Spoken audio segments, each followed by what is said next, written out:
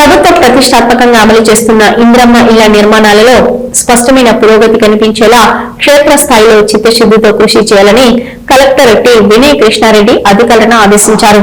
లక్ష్య సాధనకు కృషి చేయకుండా నిర్లక్ష్యంగా వ్యవహరించే వారిని ఉపేక్షించేది లేదని స్పష్టం చేశారు.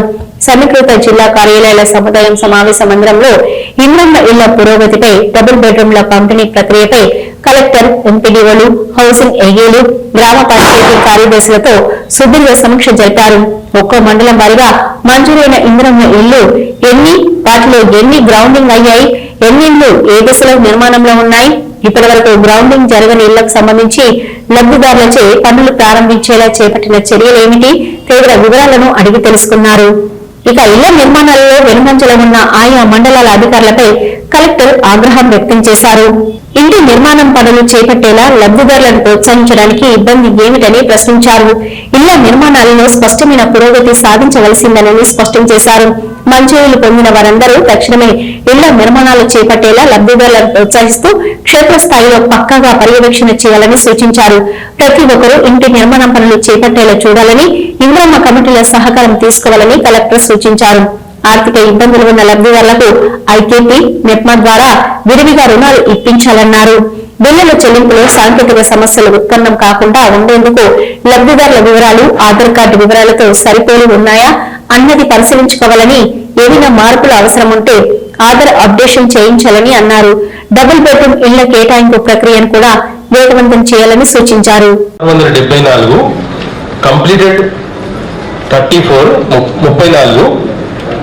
టోటల్ హౌసెస్ ఇన్ ప్రోగ్రెస్ 7,526, 5,419 ఉంది.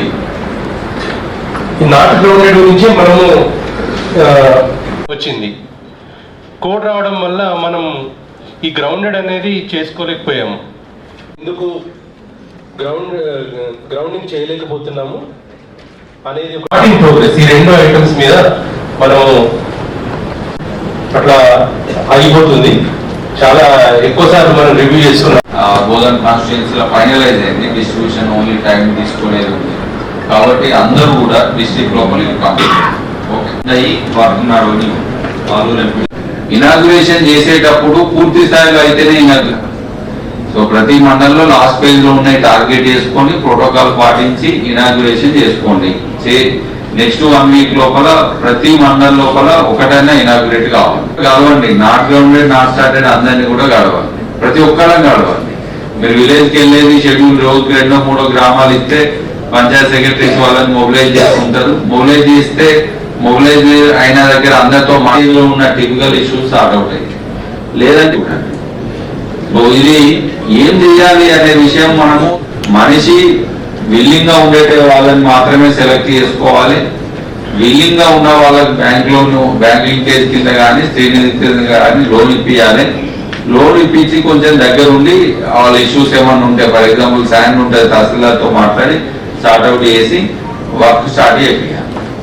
సో టెక్నికల్ ఇష్యూస్ వచ్చి పేమెంట్ గా పెండింగ్ ఉన్నాయి, కొంత స్ట్రీమ్ లైన్ అయింది. ఇష్యూస్ ఉన్నాయి ఇంకా, బట్ మేము కూడా ఫాలో అప్ చేస్తున్నాము హెడ్ ఆఫీస్ తోని. సో వాటిని ఫాలో అప్ చేసుకొని పేమెంట్స్ క్లియర్ చేయండి.